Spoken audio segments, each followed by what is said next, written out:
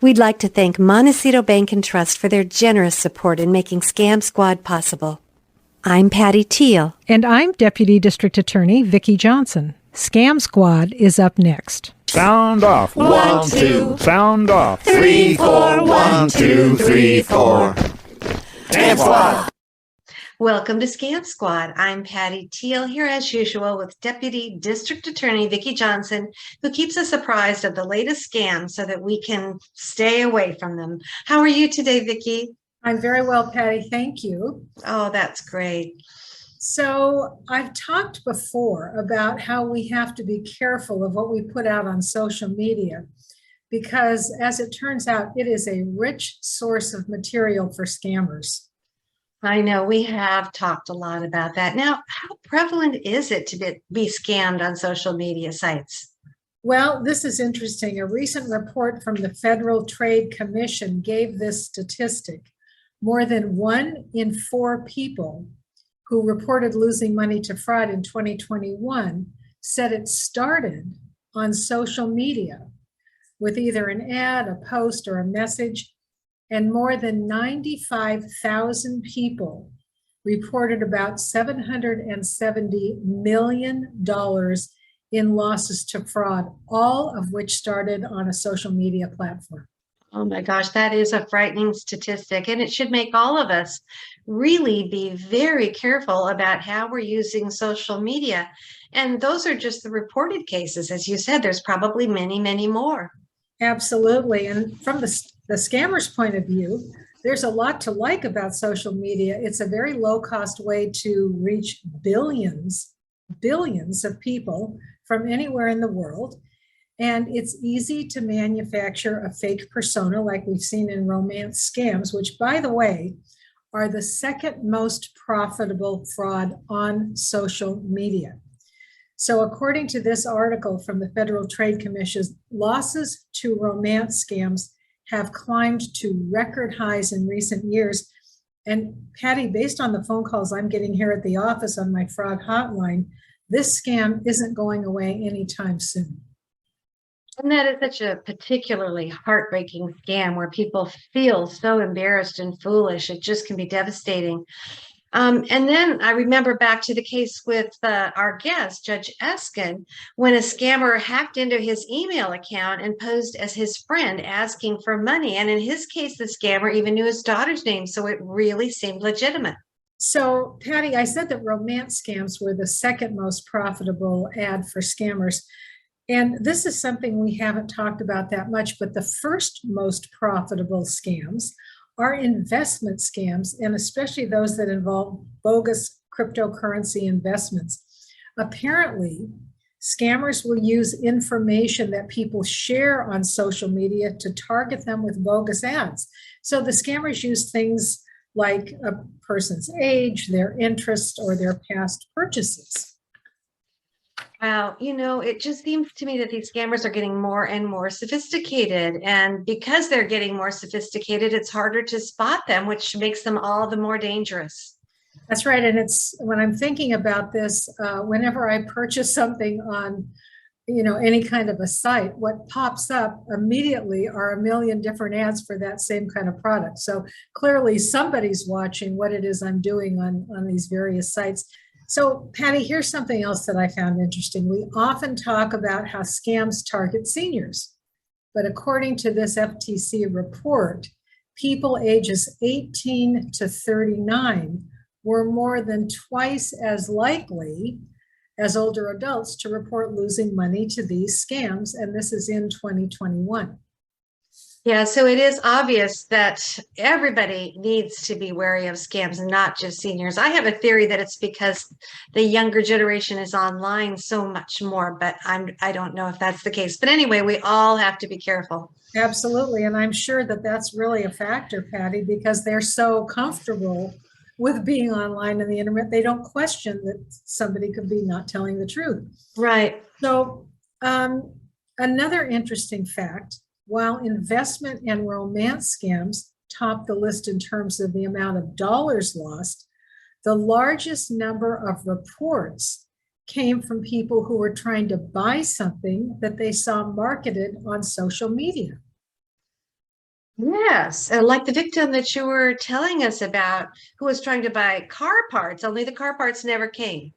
That's right. And this is typical. 70% of the people who reported this kind of scam said they placed an order, but they never got the product. And when they were asked where they saw these products advertised, they said Facebook or Instagram. So I recently heard a very scary story about a fake kidnapping where the scammer obviously used information that he got on social media. And Vicky, I really believe that those fake kidnapping cases are the most frightening of all.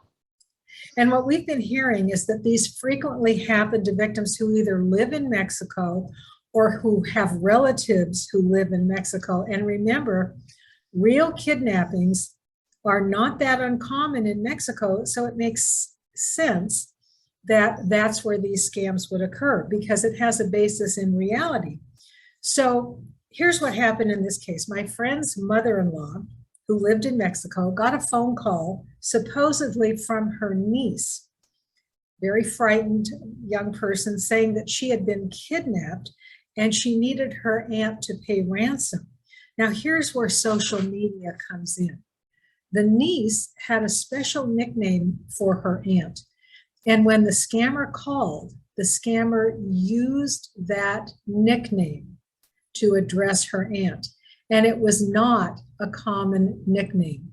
It was something only the family would have known. That must have made the scam seem very believable. And as you mentioned, kidnappings are not all that uncommon in Mexico. How very frightening.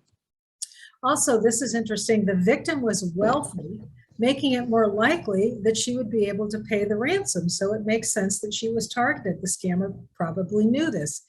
And finally, the scammer's voice sounded just like the voice of her niece. You know, that's amazing. I don't know if you remember, Vicky, but one time I think we had Dayton on, and he told us that they can use some equipment to alter voices to make it sound just like someone else, or maybe they were just coincidentally sounded like that person. I don't know which, but it must have been so very frightening. So what happened? Well, another family member thankfully was present when the phone call came in, and that family member was suspicious. So she called the niece on her own phone, and thankfully the niece answered and was with her mother baking cookies. What a relief. Oh. And so what should someone do if they get one of these scary calls? Well, the FBI had a bulletin out on these fake kidnapping scams also, and here's what they said. First of all, remain calm. Easier said than done when your heart starts beating like crazy and you're just terrified that it really is a relative. But the FBI suggests that you try and get as much information from the scammer as possible, including a phone number if you can. They also suggested, and this seems to me to be taking a bit of a chance, hang up and call a family member to check out the information, which is what happened in the story that I just told you, only it was somebody else who thankfully was present. Then contact local law enforcement or the FBI. But if you're convinced that you really do need to wire money, talk to your local bank and tell them what's going on and see what suggestions they might have. And I know firsthand how scary that can be because my daughter was told that I was kidnapped a few years back and she was scared to death. Yeah. And they wouldn't let her get off the phone, or they, tried to tell her that, I would be hurt if she hung up the phone. And she was hysterical, even though her mother helps host Scam Squad. You would think she would know better. But when you're in that situation, it just scares you to death. That's right. And this is what the scammers count on, that they're going to terrify you. All of a sudden, all of your reason goes out the window and you're operating from pure emotion. And that's the place that they want to get you into. Absolutely. Yeah. Well, thanks. That's such a great reminder because unfortunately, I think we're making a dent where people know about these scams, but unfortunately, they're just not stopping. They're just growing. More and more people are trying to perpetrate them. So our best defense is just to know what's going on so that we don't fall for them. Absolutely. I sort of was happy to hear that the older generation were not the ones getting scammed most often. Makes me feel like maybe all of this um, social interest, social media around scams is really getting the attention of seniors, and they are more on guard than the young people. Yeah, that is a really good point. Great point, Vicki. You're doing a good job. Thank you, as are you. Thank you. We're making our little dent, aren't we? Yes, we are. So here's some good news. This is the headline from the Department of Justice, the U.S. Attorney's Office: Nigerian man sentenced for wire fraud. Now, this was a guy that was scamming a lot of people here in the United States, but what he did, he and his co-conspirators who were working out of Nigeria were able to hack into a couple's email account. And here's what they did. I found this interesting. They were watching the account for a while. They were watching the email account to see what was going on with this couple. And they discovered that this couple were in the middle of a real estate transaction. Oh. So they sent an email pretending to be the seller, asking the couple to use alternate wiring instructions when making a payment for the property. And ultimately, of course, they were directing the money into one of their accounts, not the account that it should have gone into. So unfortunately, this couple fell for it, and they sent a $700,000 wire transfer to the scammer's account.